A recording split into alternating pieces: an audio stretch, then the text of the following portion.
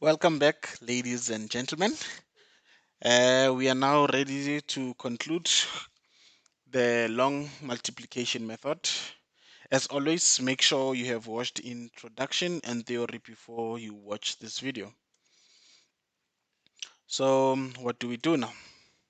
Of course, we're going to be adding more digits so that we fully understand what we are talking about. So, the number that we'll be multiplying, the numbers that we are going to be multiplying, it's 123 multiplied by 698.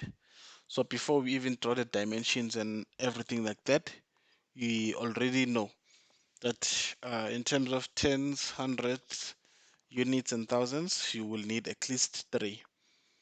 So that's what we do because we're thinking ahead. But now you are multiplying these numbers and you will have an overflow. But now instead of having just two digits to multiply with, you're having three. So you just give yourself that extra space. So that now helps in your planning also. So I introduce them: units, tens, hundreds, and thousands. And as I mentioned, the more you become comfortable with this, you will start dropping all of the thousands, hundreds, tens, but you'll just write out the boxes. So the first thing, yes, I've drawn my primary boxes. Now I'm drawing the secondary one. But what you see about the secondary one, for example, so these are the primary. Up until here, it's primary. Up until here, it's secondary. And this is just what I meant by saying, because the numbers, it's 1, 2, 3, that's the minimum I need. I gave myself an extra one or two. But on top of that one, I actually understand that I'll be multiplying 1, 2, 3 digits. So these digits, remember when we were multiplying out? So that's what I prepared for. You know, and of course I'm expecting to sum once I get to the secondary part, but the first part is for me to multiply. So what is the method to multiply? I'm saying 123 multiplied by 698. So that is what we're supposed to do. As always, the first thing we do is we hide all of the digits that we will not be working with, except the ones on the units, because we only start on the units. So we are there already. So now what do we get? We say 3 multiplied by 8, which gives us 24. We record the 4 and then we carry the 2 onto the tens. The next step, 8 multiplied by 2. And where do we record the answer? Of course on the tens. And then we carry whatever we carry to the hundreds. So you record your answer on the twos, you carry on your hundreds. So 8 multiplied by 2 is 16. Then we continue. Now we say 8 multiplied by 1. What do you get? Get an 8. Is there anything you carry? No. So you just record your 8. So now this is the second step. You have to say, I'm done with units, and then move on to the tens. How do you say you're done with units? First thing you do, record a 0. That tells you you're done with units. Unhide the tens, then hide the units. Now what you are saying is, I'm done with this part, I'm going to the second part. So even if you go away from your table, when you come back, you see which number is not hidden. It's 9. So it means I'm working with 9. So what is 9 multiplied by 3? It's 27. You record the 2, you record the 7, then you carry the 2. What's the second number? 9 multiplied by 2. It's 18. What do? You record the 8, you carry the 1. Then you say 9 multiplied by 1, it gives you 9. There's no need for you to carry anything. So you just record your 9. Again, that whole important step. You've just arrived at the hundreds and you don't have any thousands. What do you do to show that you are done with the hundreds and with the units and the tens. Your record is 0 for your units.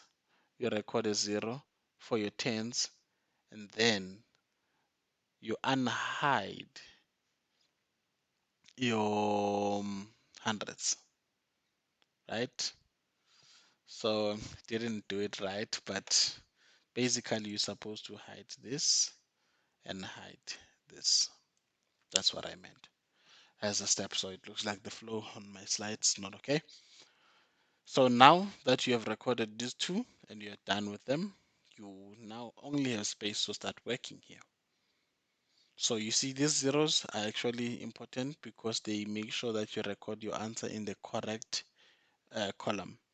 So now you say 6 multiplied by 3, what do you get? It's 18. So you record your 8 and then you carry the 1. Then you go 6 multiplied by 2, you record your 2 and then you carry the 1. And then you go 6 multiplied by 1, you record your 6 and you carry nothing. So with that being said, you have already multiplied all of the 3 digits from the first number to the 3 digits from the second number. And now the next part will be for you to do your addition.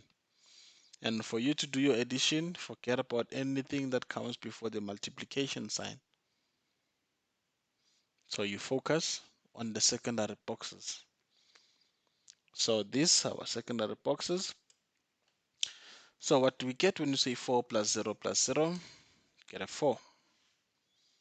And then you get to 2 plus 6 plus 7. Gives you 15. You record the 5, carry the 1. And then now you go to the next part. For you, in this case, that next part will be 1 plus 1 plus 2 plus 8 plus 8. Make sense? So think about it again. 1 plus 1 plus 2 plus 8. So that will give you 10 plus 10 plus 8. You record the 8, you carry the 2, and then you move on to the thousands. Once you get to the thousands, now you have to add 2 plus 1 plus 9 plus 1 plus 2. And what does that give you? 15. You record the 5, you carry the 1. And then now you move on to the ones. So it's 1 plus 1 plus 6. And what does that give you? An 8. So given the opportunity or the task to multiply 123 by 698, the answer it's 85,854. So that will be how you do your long multiplication method. And yeah, that will be how we actually conclude these digits. But as always, before we conclude the lecture, let me just give you a couple of take-homes for you to make it easy for you to work with these numbers. So if you multiply anything by 0, it gives 0. So 10 multiplied by 0 is 0. You say 155 multiplied by 0, it gives you 0. So the opposite of multiplication is division. So if I say to you now 100 multiplied by 10, it's going to give me 1,000.